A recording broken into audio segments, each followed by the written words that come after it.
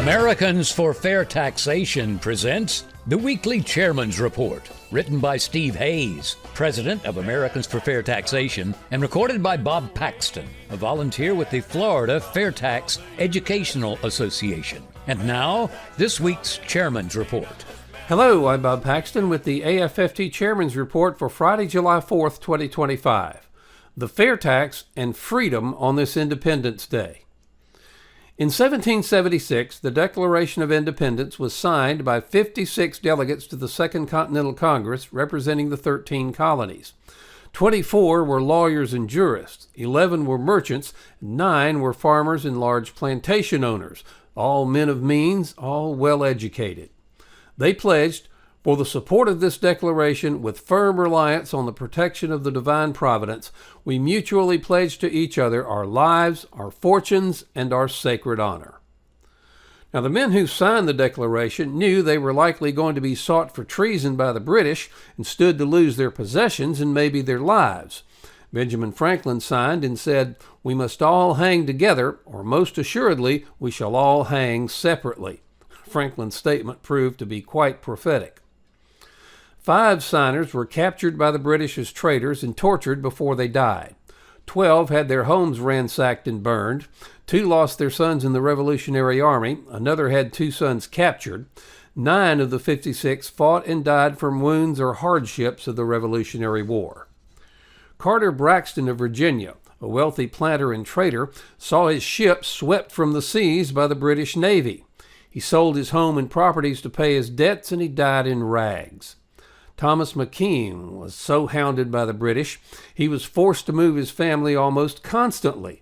He served in the Congress without pay while his family was in hiding.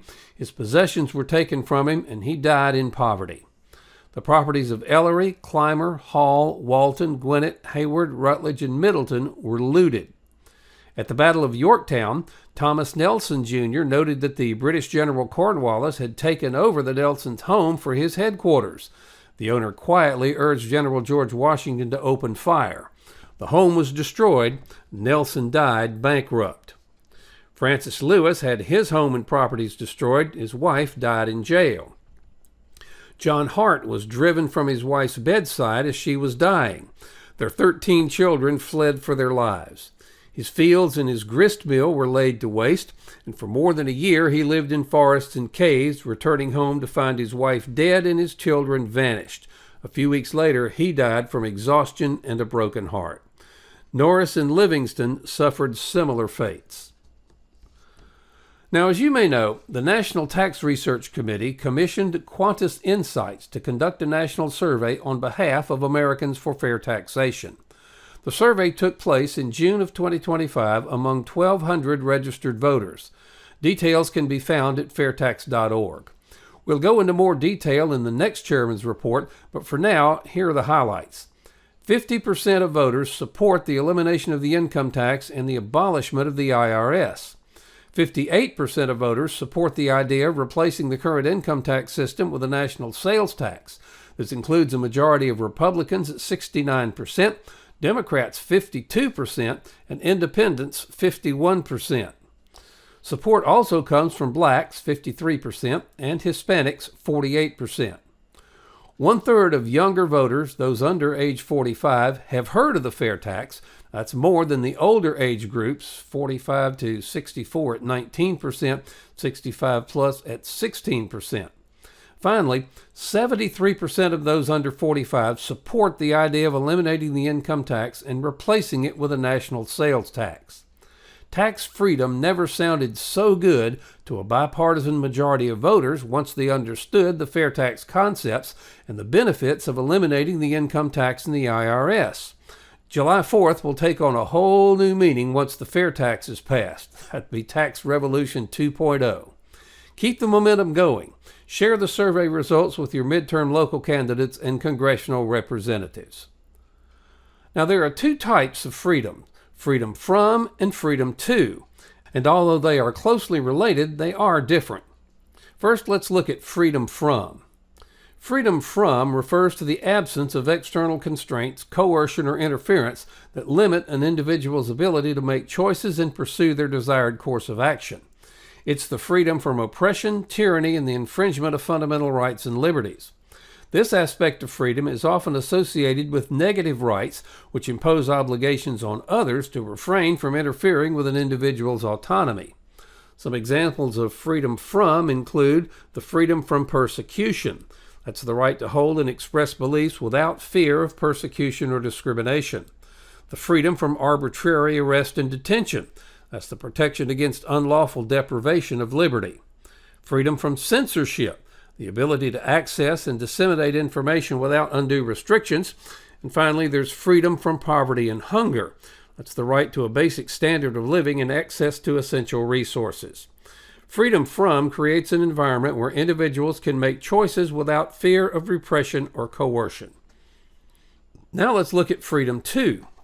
Freedom to, on the other hand, refers to the positive ability and opportunity to act, participate, and pursue one's goals and dreams.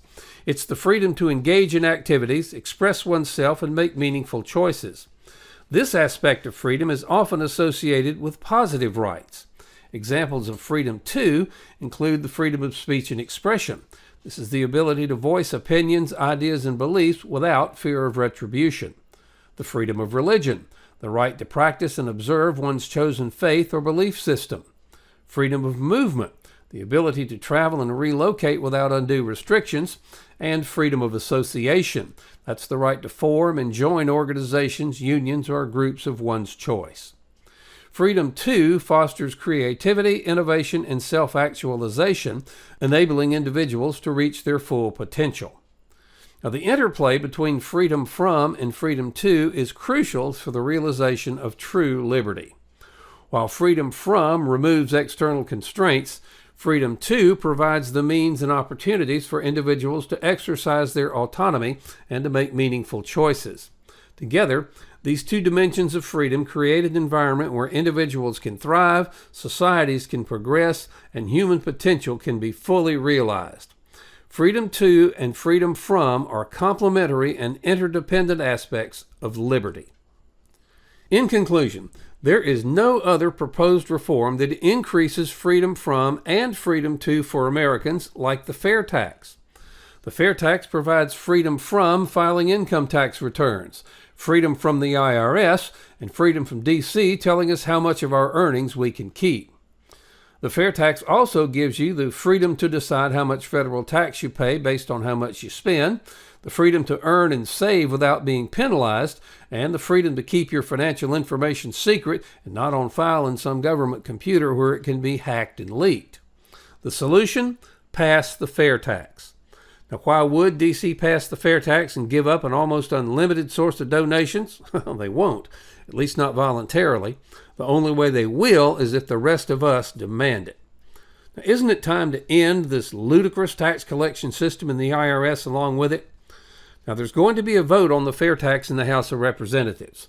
We now have the opportunity to force all members of the House to show where they stand. They can vote for the President Income Payroll Tax System, or they can vote for the FAIRtax. They can support the corrupt income tax in the IRS, or they can vote to eliminate it. It can't be any simpler than that. They can hide the true cost of their government, or they can pass the FAIRtax and show everyone the true cost of government on every retail receipt. And finally, they can support the largest transfer of power from the government to the people, the FAIRtax, or they can vote against it. Now, if members think the FAIRtax needs to be amended to address a problem, then they can propose the change. Don't let them get away with rejecting the entire bill because it has a perceived flaw that can be easily addressed, and if it's a real flaw, corrected in the final bill. Help bring about real tax reform and stop future IRS abuses. By contributing or actually investing $10.40 a month, you help provide a financial base to Americans for fair taxation. Now, if you can make larger contributions/investments, these will be used not for salaries, as we're all volunteers, but for the needed updates to our economic studies, which will be vital for all future years. Please go to fairtax.org to invest in AFFT and help us pass the FAIRtax. It's an investment in your and your family's future. This has been the Weekly Chairman's Report, written by Steve Hayes, President of Americans for Fair Taxation. Check back every week for news and information about the FAIRtax. and learn why the fair tax should replace our antiquated federal income tax system. If you'd like to receive a copy of the Chairman's Report in your inbox every week, sign up at fairtax.org.